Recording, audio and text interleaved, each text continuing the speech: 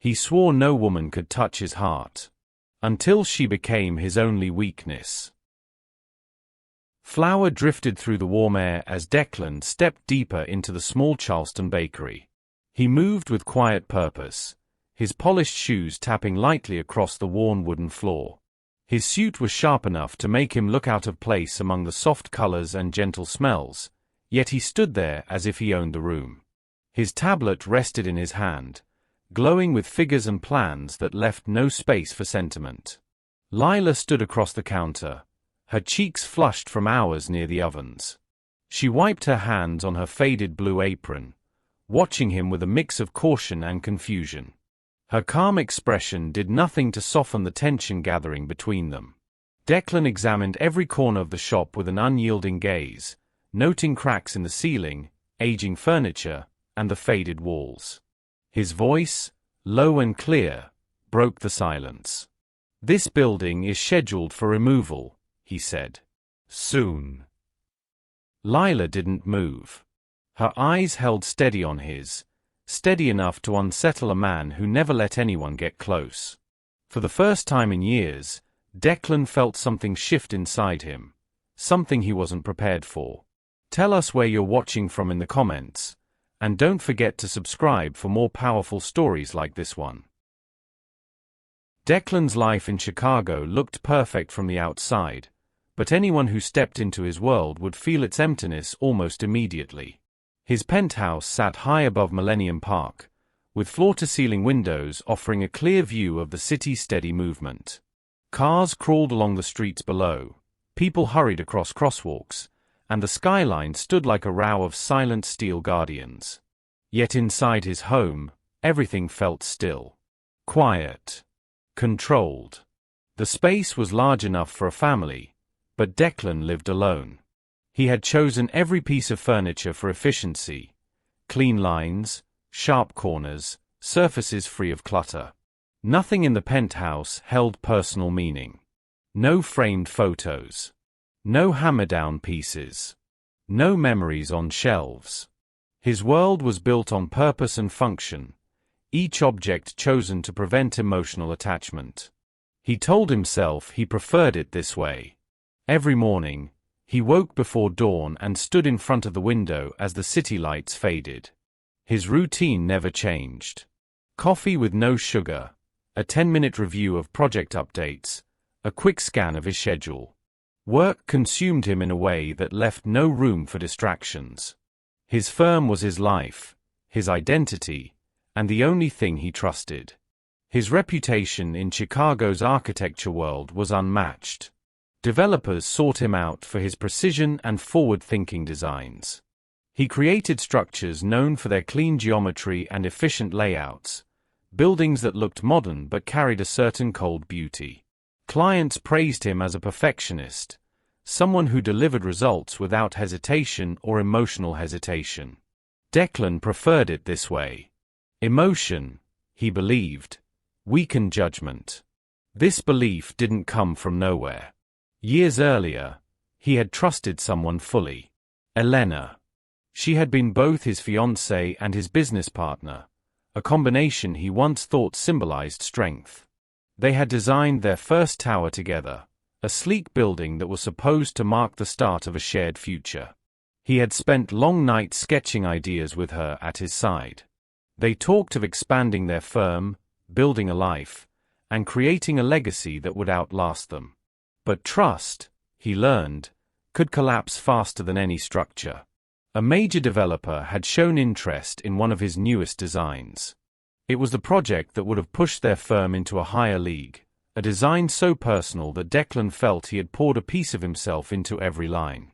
The night before the final proposal meeting, Elena took the design file and presented it as her own to a competing firm. Her betrayal hit him like a blow to the chest. She didn't just steal his work. She stole the future he had imagined with her. The fallout was swift.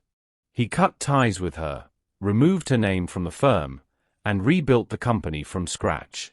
But he also rebuilt himself, cold, guarded, and determined to never allow emotion to interfere with logic again. From that day forward, he made a promise to himself: No attachments, no softness, no room for vulnerability. He believed that caring too deeply had cost him everything once, and he refused to give anyone the opportunity to hurt him again. His success only reinforced this mindset. His company rose quickly, earning contracts for high-end residential complexes, commercial towers, and redesigned city blocks. His designs shaped Chicago's skyline.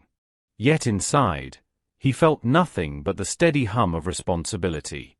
His staff admired him but kept their distance. He rarely smiled, never shared personal stories, and dismissed small talk as unnecessary noise. His office reflected the same minimalist style as his penthouse: glass, steel, clean desks, silent halls. Even his personal assistant, who had worked with him for years, often struggled to read him. He wasn't cruel, just unreachable. Still, there were moments, rare and brief, when a flicker of the man he used to be surfaced. A sketch he saved longer than necessary. A pause when he looked at an old building with character. A soft pull in his chest when he passed a street musician during his walk to work. But he always pushed those moments away. They felt dangerous, like weak points in a structure he had worked too hard to reinforce. Chicago became the perfect home for the man he had become, busy enough to keep him focused, structured enough to keep him in control, and distant enough to make sure no one got close. So when the opportunity arose to expand his latest project into Charleston, he accepted it without hesitation. The plan was simple: acquire the entire block, remove the old buildings, and replace them with a new development that would bring modern appeal to a historic area. For him, it was nothing more than business. Another challenge. Another clean solution waiting to be drawn. The bakery on the corner, the Gilded Spoon, was listed as a minor obstacle in the proposal documents. A small, aging shop owned by a woman whose family had run it for decades. A woman who should, by all logical reasoning, accept his offer and move on. He didn't expect resistance. He certainly didn't expect emotion. To him, it was just a structure standing in the path of progress. He had no idea that stepping into that bakery would pull him into a world completely different from his own. Warm, unpredictable, and full of life. A world he hadn't allowed himself to feel in years. A world that would challenge every rule he had built around his heart. Declan returned to Charleston with a clear objective. The plan for the redevelopment project required full control of the block, and the Gilded Spoon stood at the center of it like a stubborn root refusing to be removed. From his point of view, it was business. Nothing personal. A matter of contracts, negotiations, and financial logic. His first move was the simplest: send a formal offer. A neatly typed letter printed on firm letterhead arrived at the bakery one Thursday morning. Lila opened it behind the counter while customers filtered in for their usual pastries and coffee. Her brows lifted slightly at the number he proposed. It was generous enough to turn the head of any business owner. But she folded the letter calmly, placed it in a drawer, and continued serving the morning line without a hint of concern. When no response came after a week, Declan escalated.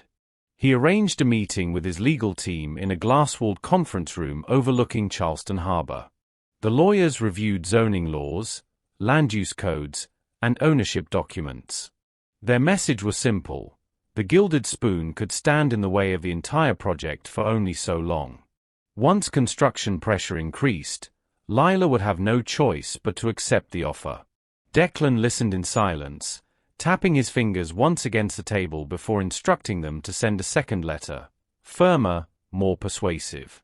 It detailed the city's growing interest in the redevelopment, the potential community benefits, and the financial security she could gain by agreeing early. Lila read the second letter while restocking jars of homemade preserves on the shelves. She sighed quietly, set the letter aside, and continued arranging jars until each one sat perfectly aligned. Her routine didn't falter, even when a customer asked if something was wrong.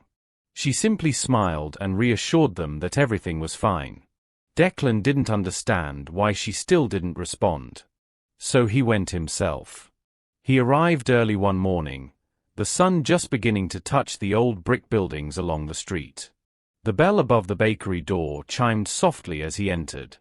Lila looked up from kneading dough, wiping her hands on her apron before meeting his eyes. "We need to talk," he said. She nodded and motioned toward a small corner table, but she didn't sit.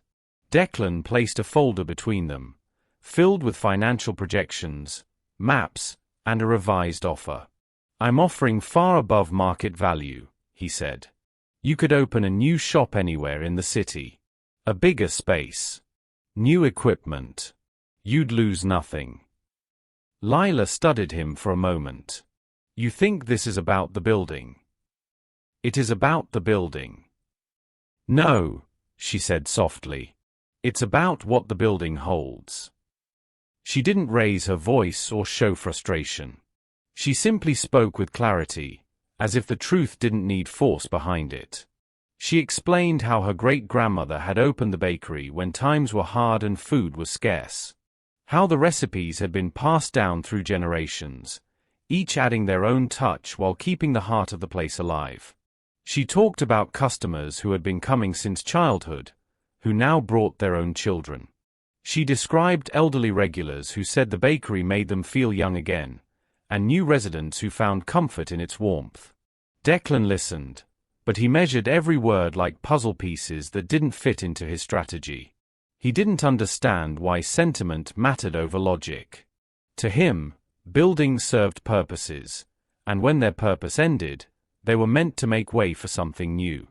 Lila continued speaking with quiet conviction. "This place isn't just mine," she said.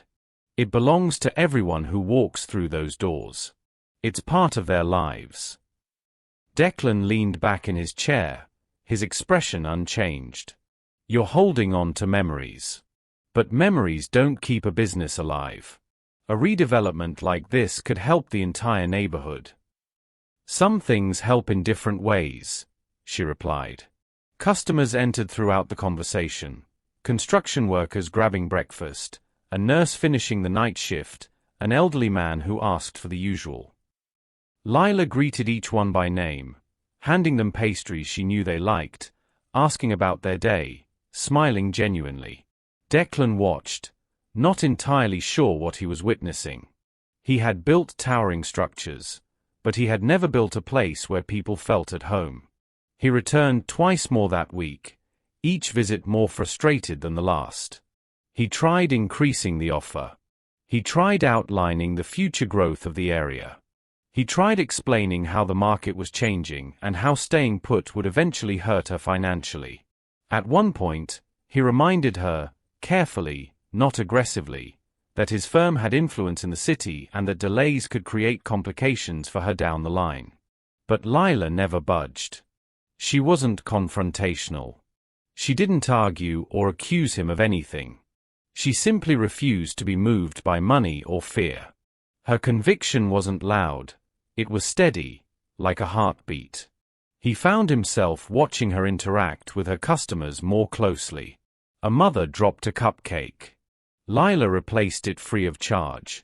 A teenager walked in with a tear-stained face.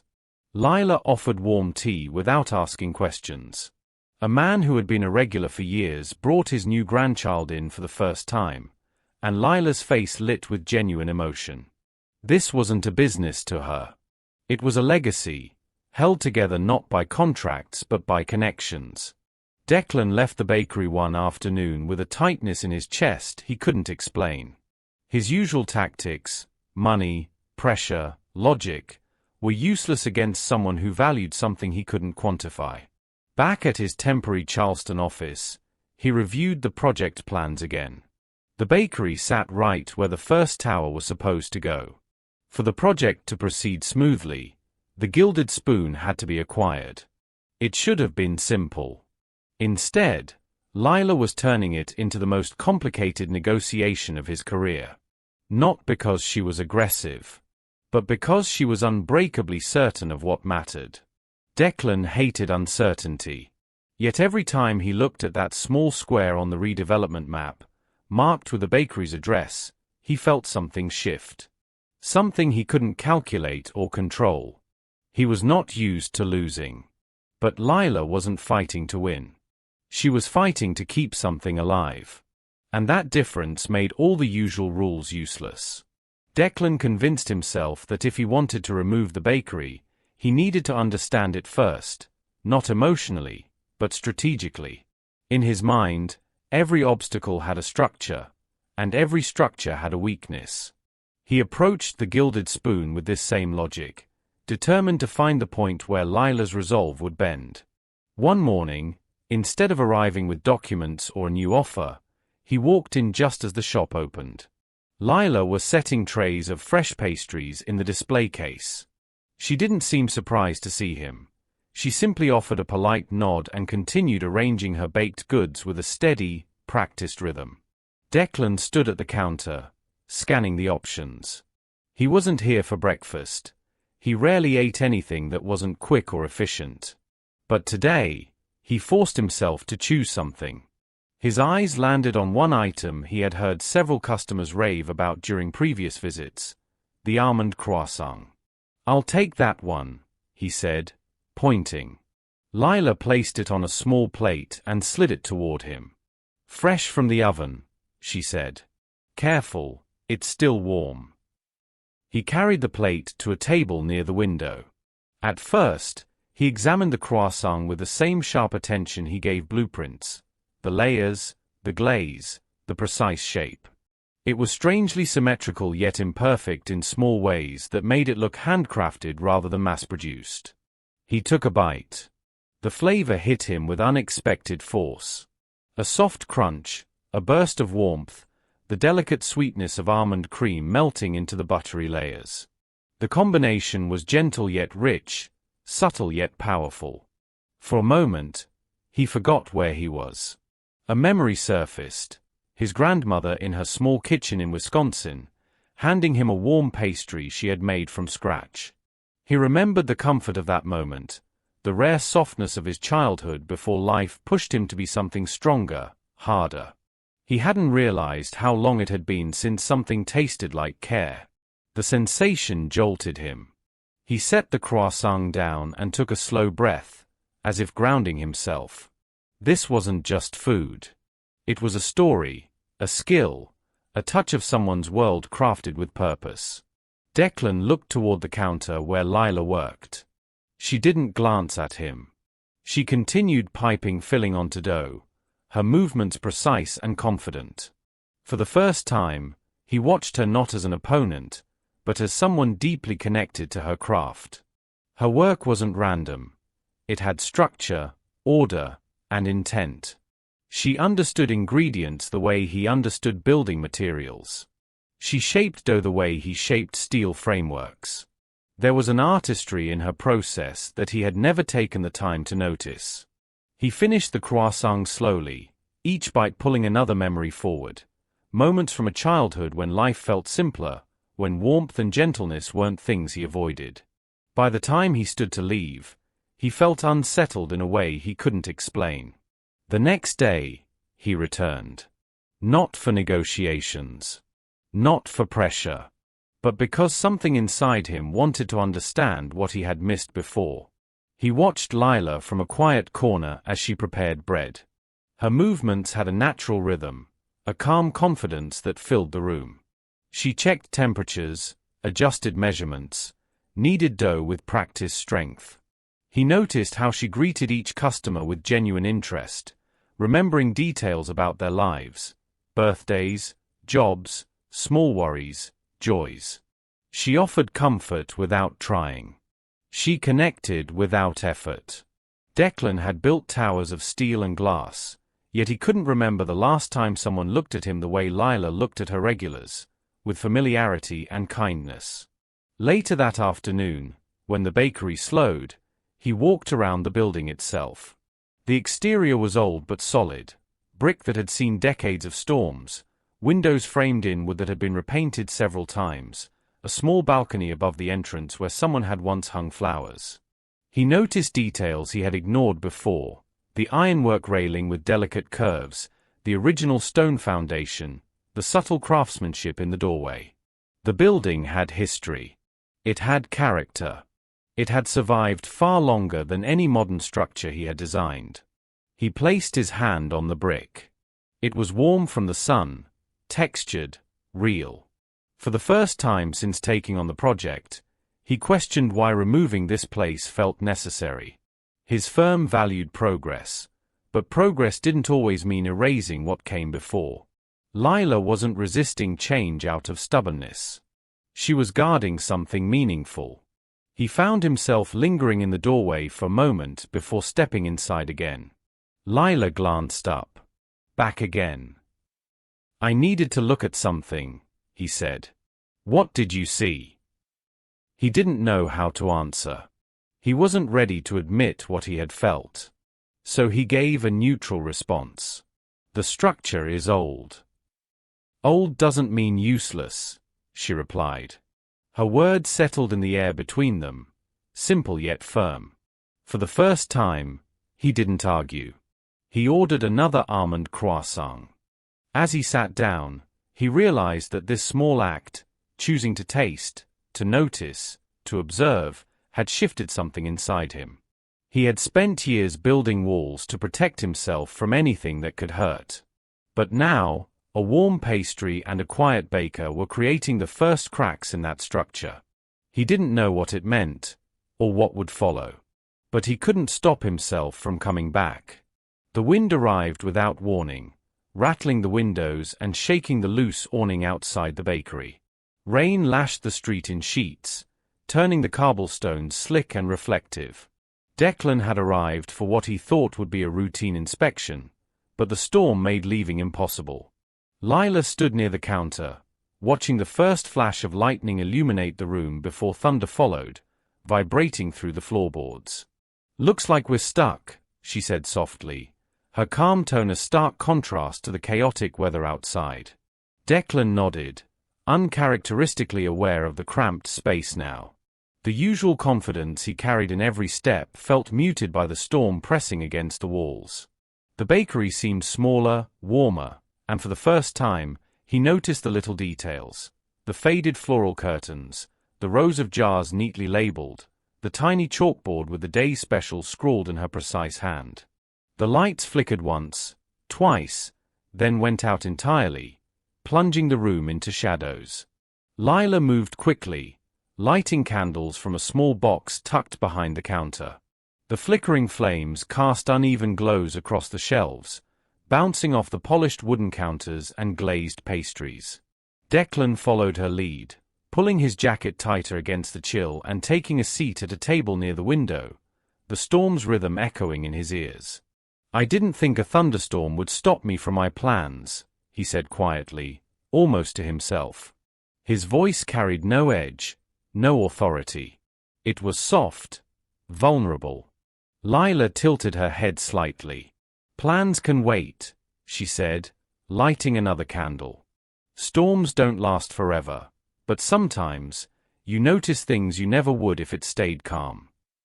Declan studied her, noticing the way her hair caught the candlelight, the steady patience in her movements. For the first time, he felt a pull toward someone that had nothing to do with strategy or outcome.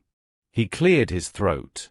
"I used to admire the great architects of Chicago," he said, surprising even himself.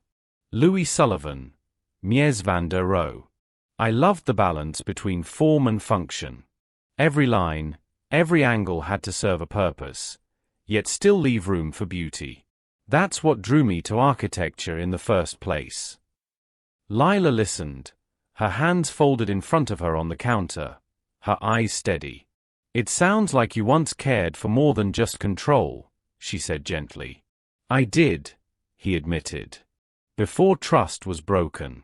Before I learned that caring too much could destroy everything you worked for." His fingers brushed against the edge of the table. "I thought building walls was the only way to survive. To succeed." A silence settled between them, punctuated only by the low rumble of thunder and the rhythmic tapping of rain against the glass. Lila shifted slightly, moving closer to the table. "I understand why you'd feel that way," she said. "But walls don't always keep you safe. Sometimes they just keep you lonely." He looked at her then, really looked, and for the first time, he saw her not just as the stubborn owner of an obstacle, but as someone carrying her own fears. "What's keeping you here?" he asked, his voice quieter now, more personal. "My family built this bakery," she said, her eyes briefly dropping to the flame of a candle. "It's not just the building. It's our history, our routines, the people who depend on it. Every loaf, every pie, every morning here, people remember it. They count on it. And I can't. I can't just give that away. Not to a business, not to someone who sees it only as property." Declan felt the weight of her words settle on him. She wasn't defending a building. She was protecting a life woven through that space. Her conviction wasn't loud or aggressive. It was real. Vulnerable. Necessary. He realized that the strategies he used with clients and competitors were useless here. Money, influence, and authority had no power against someone so rooted in what mattered. And for the first time, he questioned whether removing the bakery was even the right thing. "I don't know what to say," he admitted. "I've never faced something like this. I plan. I calculate. I execute. But this, what you're holding on to, it doesn't follow any rules I know." Lila's lips curved slightly in a small, understanding smile. "Maybe it doesn't need to follow rules," she said. "Maybe some things exist outside of plans and calculations. Things you have to respect instead of change." Declan leaned back in his chair, letting the candlelight illuminate parts of his face. He felt an unfamiliar tension, like a door had been nudged open where he hadn't realized a keyhole existed. He didn't need to solve, fix, or conquer. He only needed to listen. To understand. To see. The storm outside mirrored what he felt inside, a turbulence that refused to be controlled. Yet inside the bakery, with its soft glow and the scent of baked bread, he felt a strange clarity.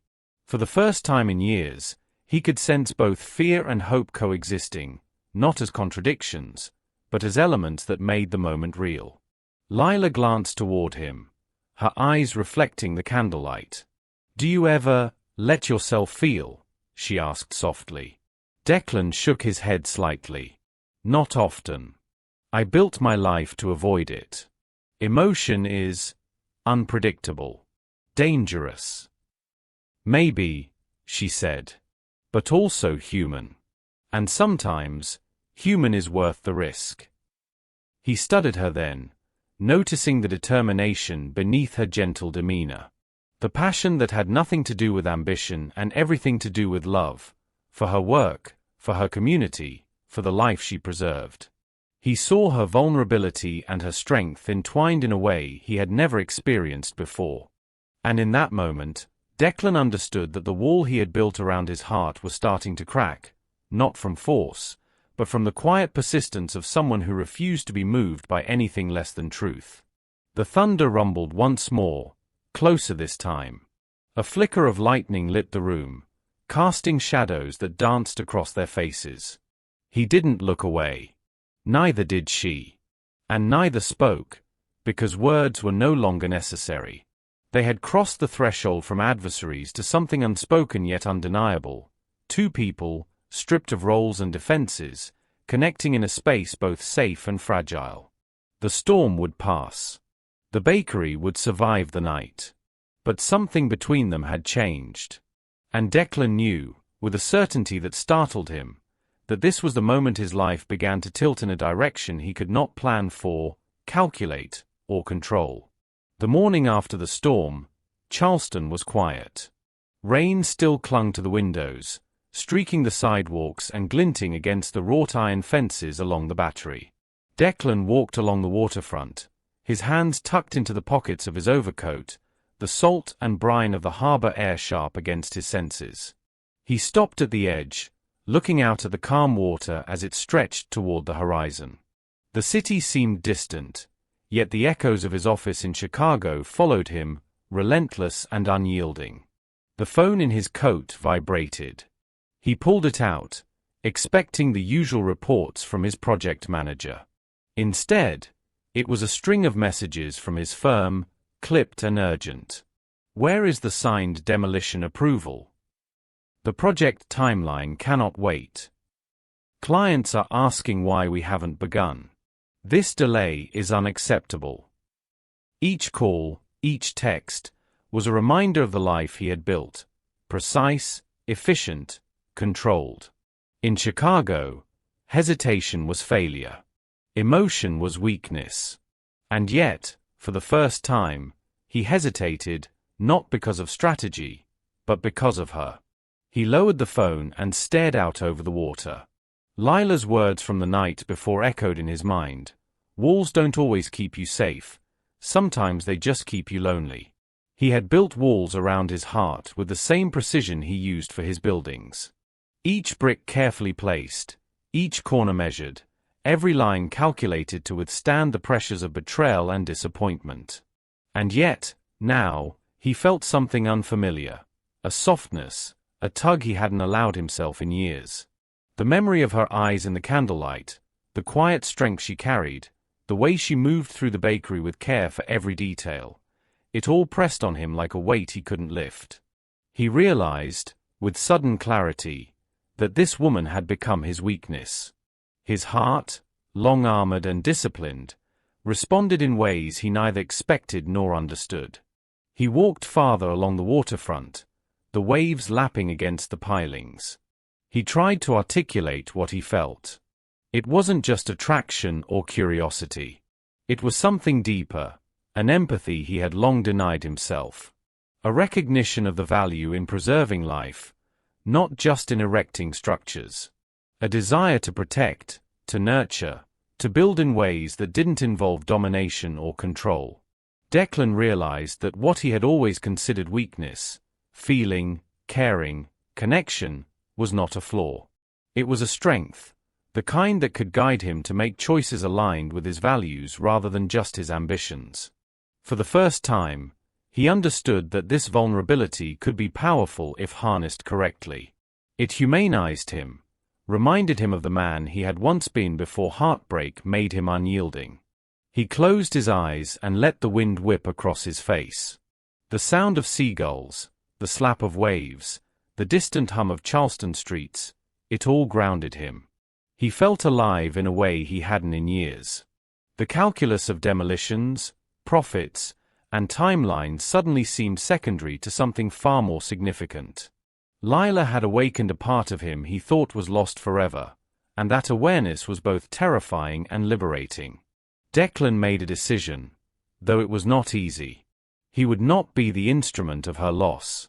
He would find a new way to move forward, one that honored what she had built, respected her world, and yet allowed his vision to grow. He could still succeed, but the cost would no longer be her life, her legacy, her heart. For the first time in years, Declan felt the weight of his own humanity pressing against the walls he had constructed. It was uncomfortable, unfamiliar, and undeniably real. He understood that this weakness was not something to be discarded or hidden. It was the beginning of a new blueprint for his life. He stayed at the water's edge until the sun broke through the clouds, casting streaks of gold across the harbor. Every ripple in the water seemed to mirror the questions he now faced. How do you balance ambition with care? Strength with empathy? Control with love? Declan finally turned back toward the city, a quiet determination settling over him. He would not make the same mistakes he had in the past. He would not treat people as obstacles to be removed. He would create, not destroy. And for the first time, he welcomed the uncertainty ahead, knowing that the risk of feeling deeply was worth the potential reward. Declan returned to the temporary office he had set up in Charleston with a restless energy that had no place in his normally measured routine. The storm had left the streets glistening, and the air smelled faintly of rain and wet wood. He didn't sit. He moved, circling the room, pacing like a conductor searching for the perfect note. For hours, he stared at the old plans, spread across the table. Every line, every measurement represented destruction, a solution that would erase decades of life, memories, and community. He tore sheets from the stack, crumpling them without hesitation. The demolitions, the steel frames replacing brick, the cold symmetry, they no longer felt right. His mind, usually a fortress of logic, refused to accept what he had planned. He paused, thinking of Lila. Not as an obstacle, but as the woman who had reminded him that life is more than structure and efficiency. He thought of her hand shaping dough, the way she measured, adjusted, nurtured, not for profit or recognition, but for the satisfaction of creating something meaningful. He thought of the warmth in the bakery, the flickering candlelight during the storm, and the trust she had placed in the small, aging building. Declan sat, sketching anew. The lines were slower, deliberate, each stroke a negotiation between past and future. He began to imagine a space where the bakery could stand at the center of a new hotel, preserved in all its charm and history, surrounded by contemporary structures that enhanced rather than erased it. The new design started with a glass atrium that would encase the old brick building, a transparent shell that would protect while showcasing every detail of the original structure. The atrium rose like a crystal canopy, connecting floors above to open communal areas below. Guests would enter the hotel and see the bakery immediately, the smell of fresh bread and pastries carrying through the atrium, blending tradition and modernity in every breath. He adjusted the sketches to show open corridors winding around the bakery, lined with artisan shops and seating areas where visitors could enjoy the pastries on small tables, watching the bakers at work. He designed a mezzanine level where hotel guests could overlook the bakery from above, observing its rhythm, its warmth, its life. Every angle, every line, every curve had to honor both the space's history and the new vision he wanted to achieve. Declan paused to study the roof lines. The glass would allow natural light to flood in, reflecting off polished floors and smooth surfaces, but it would not overwhelm the old brick. He drew the beams to support the atrium in a way that mimicked the angles of the bakery's windows, echoing its architecture in a modern language. Every connection between old and new told a story of preservation, respect, and balance. He imagined the floors above containing hotel rooms, each with views of the bakery below. The lobby would open directly into the atrium, a living heart of the building, where staff and guests alike would feel the pulse of the city and the legacy of the bakery. Declan even incorporated a small garden terrace along one side, with greenery climbing toward the glass roof, softening the lines of steel and concrete and echoing the human touch that Lila had brought to every corner of the shop. Hours passed. The office grew dark, the only light coming from his desk lamp and the sketch lines glinting under its glow. He worked through the night, erasing, redrawing, adding flourishes and structural details that were neither purely decorative nor purely functional. They were alive. Each modification reflected his growing understanding that architecture could hold emotion. A building could inspire, comfort, and preserve memory while still serving purpose. By morning, the new blueprint was complete. He leaned back in his chair, exhausted, his eyes tracing the lines he had drawn. The gilded spoon remained at the center, untouched in essence, yet embraced by the modernity surrounding it. The fusion of past and present, warmth and precision, human care and structural elegance, formed a design that he knew could succeed both practically and emotionally. For the first time in years, Declan felt a quiet satisfaction that wasn't tied to profit or recognition. It was something deeper. It was creation born not from obligation or logic, but from empathy, respect, and the realization that true strength came not from removing obstacles, but from understanding and preserving what was valuable.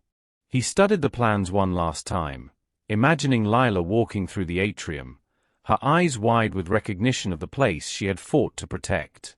He imagined the patrons and guests, sharing in the space she had nurtured for decades. And he imagined himself, not as a destroyer, not as a man of cold ambition, but as someone capable of building something lasting, something alive, something that mattered. The blueprint was more than a design. It was a declaration. Declan had redefined his work, his vision, and in the process, himself. The bell above the bakery door chimed softly as Declan stepped inside. The late afternoon light slanted through the windows, catching on the edges of jars and trays of pastries, making the room glow with an unintentional warmth. He carried a single item in his hand, a set of rolled-up blueprints tied neatly with a leather strap. No folders. No letters. No demands. Just the plans that would redefine everything.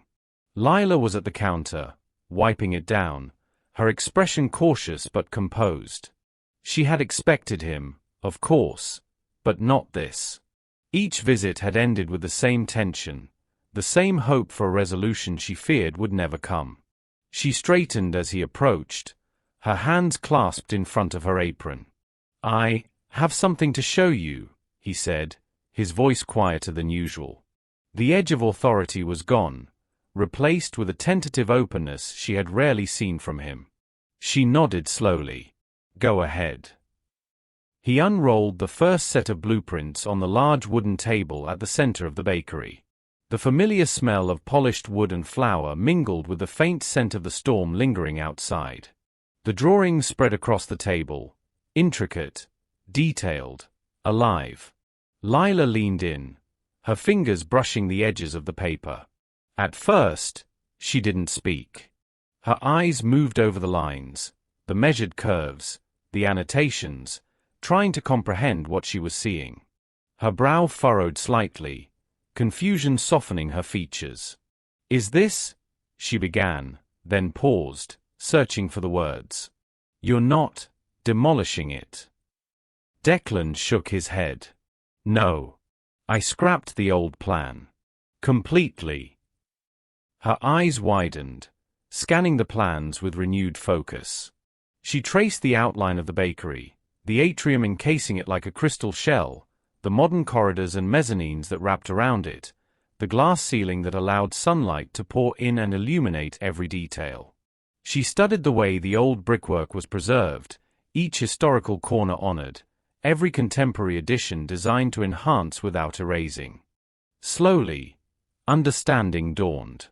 She looked up at him, searching his face for confirmation. "You kept it? You actually kept it?" "I didn't just keep it," he said, voice steady now, filled with conviction. "I made it the centerpiece. The heart of the new project. Every part of it honors what you built here, the people who come here, the life inside this place. It's exactly what it should be." Her lips parted slightly. She leaned closer to the plans, as though proximity alone could make sense of the impossible.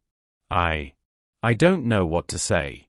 This is," her voice caught, "more than I imagined." Declan sat across from her, his hands resting on the table. The casual posture, the absence of corporate armor, made him appear almost fragile, a stark contrast to the confident, untouchable man she had encountered before. She studied him, noticing the subtle tension in his shoulders, the quiet intensity in his gray eyes. "Why?" she asked finally, voice soft, tentative. "Why would you risk your career for me? For this?" He exhaled slowly, the weight of his own vulnerability pressing on him. "Because you reminded me of what it means to build something with a soul. I've spent years designing towers, structures, things that were impressive on paper, but empty. This bakery, the people, the life here. You showed me that creation isn't just about steel and concrete. It's about care, attention, and connection. You showed me that strength isn't about control. It's about nurturing what matters." Lila blinked, unsure whether to laugh or cry. "I'm not sure I deserve that." "No," he said. "Maybe you don't. But it's true. I swore no woman could ever touch my heart. That I would never be weak enough to care so deeply. I built walls for a reason. Trust broken once is hard to restore. I thought vulnerability was a liability. But with you, being weak for you doesn't make me smaller. It makes me stronger, better, more complete than I've ever been. Her eyes softened, and for the first time, she allowed herself to let the words wash over her. The man she had seen as cold, calculating, unmovable, was now standing before her entirely open. No posturing, no strategic reasoning, no veiled authority. Just truth. You really mean that? She whispered. He nodded. Every word. I want this project to succeed. But not at your expense. Not at the expense of what you love. I realized that destroying this place would destroy a part of me too, the part one didn't know I'd lost. You reminded me what it feels like to care, to create with intention, to see beyond the lines on paper. She reached out, her hand brushing his across the table, tentative at first, then firmer as their connection deepened. You've changed everything, she said. Not just the plans, but everything. Me, you, all of it. He allowed himself a small, rare smile. I suppose. I've changed. I've been building walls for years, but you showed me that some things are worth opening the doors for. And I want to keep building. With you. Around you.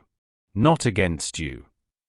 The air in the bakery felt charged, intimate, full of unsaid promises. Outside, the storm had passed entirely, leaving the streets glistening under the late afternoon sun, reflections dancing against the windows. The contrast between the world outside and the warmth inside made the moment feel almost suspended in time. She leaned closer to the plans again, tracing the glass atrium with her finger. You didn't have to do this, she said softly, voice nearly trembling.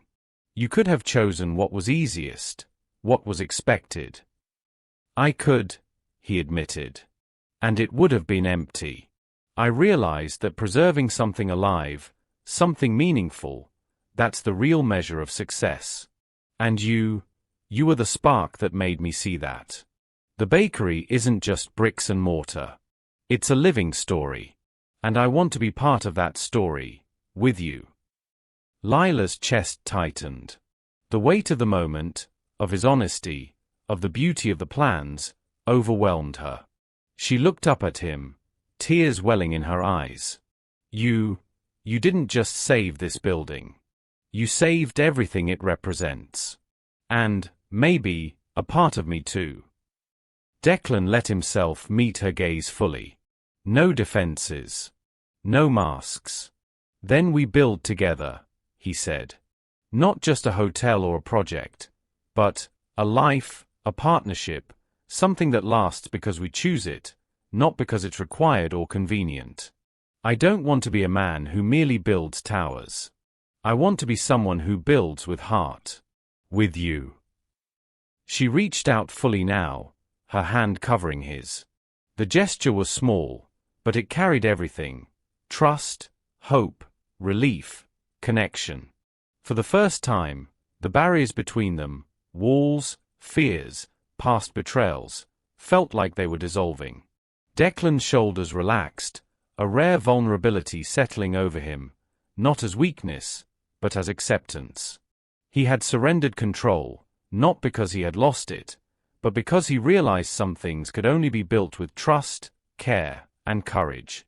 The bakery, the plans, and the moment between them became a new foundation, not for destruction, but for creation, connection, and life. The blueprint on the table was more than architecture. It was the story of transformation, of opening one's heart, and of discovering that the greatest structures are built not just of materials, but of empathy and love. Outside, Charleston streets gleamed in the waning sunlight. Inside, two people who had once been adversaries now stood together, ready to embrace the future they would build side by side. Weeks passed, and Charleston buzzed with quiet anticipation. The project, once poised for controversy, became a model of harmony between history and innovation.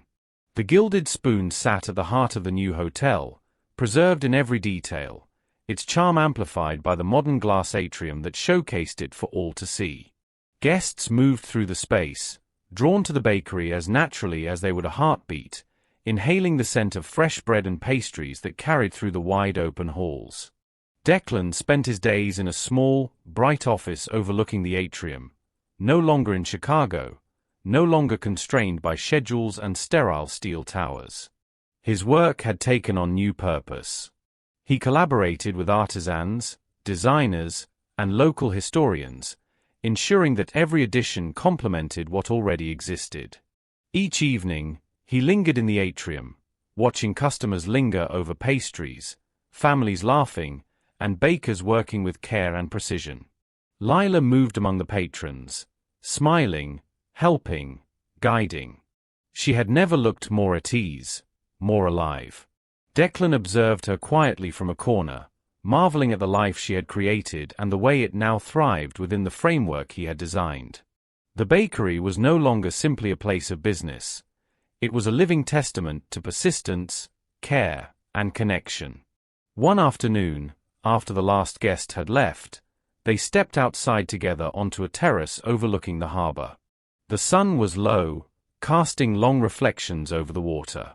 A soft breeze carried the scent of salt and warmth, the city's energy subdued in the golden light. They stood side by side, hands brushing, both aware of the silence that no longer felt empty. Declan broke it first. "I never thought I'd find a reason to stay in one place," he said quietly. "Not like this. Not without needing to control everything." Lila glanced at him, her eyes reflecting the sun on the water. "You've changed," she said.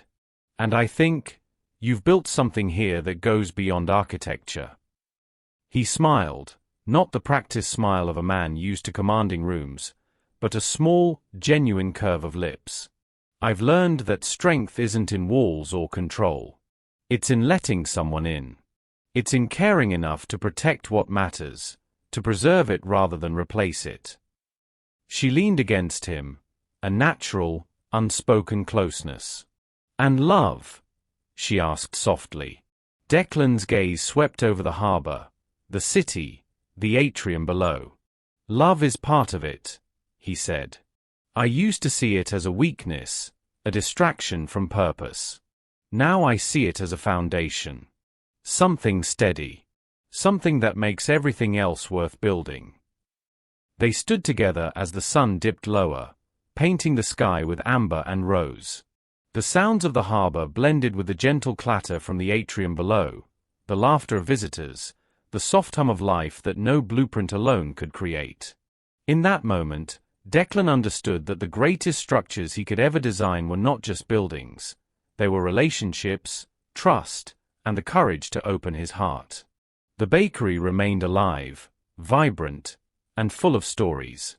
Every loaf, every croissant, every pastry carried the spirit of care and dedication that Lila had always nurtured. The hotel around it celebrated that spirit, and together, they had created something enduring. Declan finally took Lila's hand in his. "This is our life now," he said. "Not what I planned, not what anyone expected, but exactly what it should be. We build it together, day by day." She smiled, the sunlight catching her hair, and squeezed his hand. "I can't imagine it any other way. True strength isn't found in impenetrable walls, nor in the control we think we need over life. It is in the courage to let someone in, to protect what matters, and to recognize that a heart is not a fortress to be defended, but a home waiting to be built." The harbor reflected the colors of the sunset, the atrium glowed softly behind them, and the laughter and warmth from the gilded spoon filled the air. Declan and Lila stood together, not as adversaries, not as strangers, but as partners in life and in the preservation of what was meaningful. The future stretched before them, bright and uncharted, ready to be built with intention and care. Thank you for joining us on this journey. If this story moved you, please hit the subscribe button and tell us where you are watching from in the comments. We love hearing from our community, and we'll see you tomorrow for another powerful story.